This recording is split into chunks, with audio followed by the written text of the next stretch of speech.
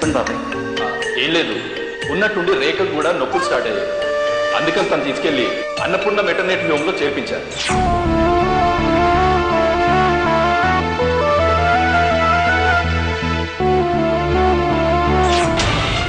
Mister Neeraj, విచారించాల్సిన వాళ్ళందరూ విచారించాం, hospital మొత్తం గాలించాం, చివరకు ఈ హాస్పిటల్ తాలూకు సీసీటీవీ ఫుటేజ్ కూడా చెక్ చేశాం.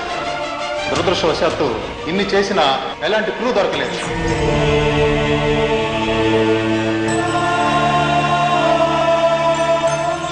వీడి నీ బిడ్డ కాదు, నా బిడ్డ, నా బిడ్డ.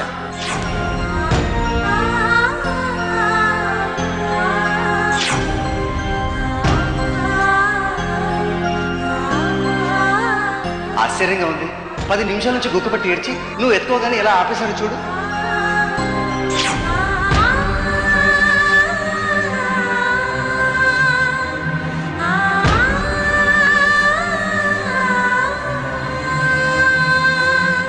అర్ధరాత్రి నాకే తెలియకుండా నా బిడ్డని ఎత్తుకొచ్చి వాడికి పాలిచ్చావా? నీ ముద్దు మురిపాలు వాడికి రుచి చూపించి వాడికి తల్లివైపోదాం అనుకుంటున్నావా?